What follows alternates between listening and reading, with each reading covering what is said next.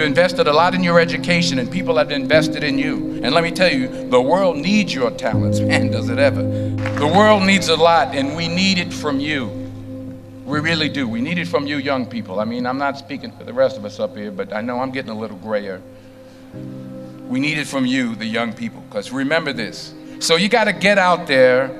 You got to give it everything you got, whether it's your time, your talent, your prayers, or your treasures. Because remember this, you will never see a U-Haul behind a hearse. I'll say it again. You will never see a U-Haul behind a hearse. You can't take it with you. The Egyptians tried it, and all they got was robbed. So the question is, what are you going to do with what you have? I'm not talking about how much you have. Some of you are business majors, some of you are theologians, nurses, sociologists. Some of you have money, some of you have patience, some of you have kindness, some of you have love, some of you have the gift of long suffering. Whatever it is, whatever your gift is, what are you going to do with what you have? Fail big. That's right. Fail big. Today's the beginning of the rest of your life, and it can be very frightening. It's a new world out there. It's a mean world out there, and you only live once. So do what you feel passionate about. Take chances professionally. Don't be afraid to fail. There's an old IQ test, was 9 dots, and you had to draw 5 lines with a pencil within these 9 dots without lifting the pencil. The only way to do it was to go outside the box. So don't be afraid to go outside the box. Don't be afraid to think outside the box. Don't be afraid to fail big, to dream big. But remember, dreams without goals are just dreams, and they ultimately fuel disappointment.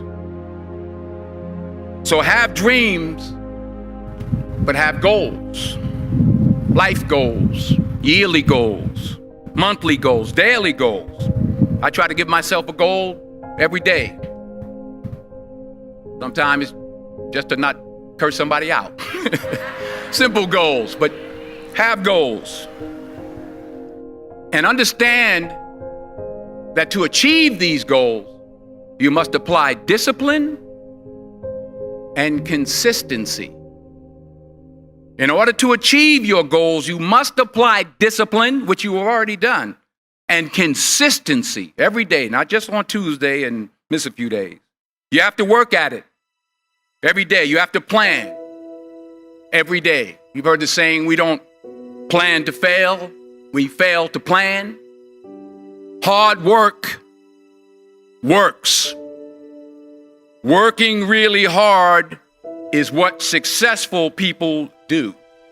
And in this text, tweet, twerk world that you've grown up in, remember, just because you're doing a lot more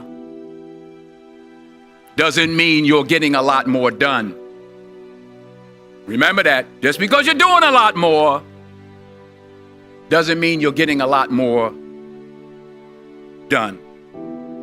Don't confuse movement with progress. My mother told me, she said, yeah, because you can run in place all the time and never get anywhere. So continue to strive, continue to have goals, continue to progress. I found that nothing in life is worthwhile unless you take risks. Nothing.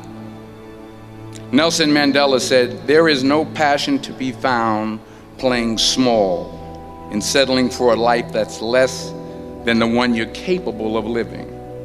Now, I'm sure in your experiences in school and applying to college and picking your major and deciding what you want to do with life, I'm sure people have told you to make sure you have something to fall back on. Make sure you got something to fall back on, honey. But I never understood that concept. having something to fall back on. If I'm going to fall, I don't want to fall back on anything except my faith. I want to fall forward. I figure at least this way I'll see what I'm going to hit. Fall forward. This is what I mean. Reggie Jackson struck out 2,600 times in his career, the most in the history of baseball. But you don't hear about the strikeouts. People remember the home runs. Fall forward. Thomas Edison conducted 1,000 failed experiments. Did you know that? I didn't know that. Because the 1,001st was the light bulb. Fall forward. Every failed experiment is one step closer to success. You've got to take risks, and I'm sure you've probably heard that before, but I want to talk to you about why that's so important. I got 3 reasons, and then you can pick up your iPhones. First, you will fail at some point in your life. Accept it. You will lose. You will embarrass yourself. You will suck at something. There's no doubt about it. And I know that's probably not a traditional message for a graduation ceremony, but hey, I'm telling you, embrace it, because it's inevitable. And I should know. In the acting business, you fail all the time. Early on in my career, I auditioned for a part in a Broadway musical. Perfect role for me, I thought, except for the fact that I can't sing. I didn't get the job. But here's the thing. I didn't quit. I didn't fall back. I walked out of there to prepare for the next audition, and the next audition, and the next audition. I prayed. I prayed, and I prayed. But I continued to fail, and fail, and fail. But it didn't matter, because you know what? There's an old saying, you hang around the barbershop long enough, sooner or later you're going to get a haircut. So you will catch a break, and I did catch a break. Last year, I did a play called Fences on Broadway. Someone talked about it. Won the Tony Award. And I didn't have to sing, by the way. But here's the kicker. It was at the Court Theater. It was at the same theater that I failed that first audition 30 years prior.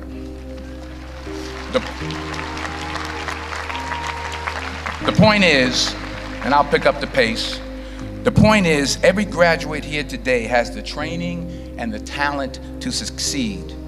But do you have the guts to fail? Here's my second point about failure. If you don't fail, you're not even trying. I'll say it again. If you don't fail, you're not even trying. My wife told me this great expression. To get something you never had, you have to do something you never did. Les Brown's a motivational speaker. He made an analogy about this.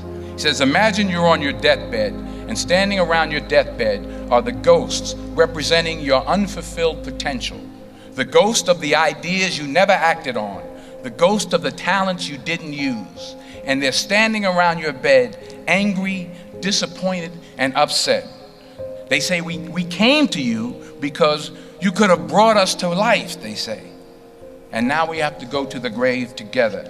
So I ask you today, how many ghosts are going to be around your bed when your time comes?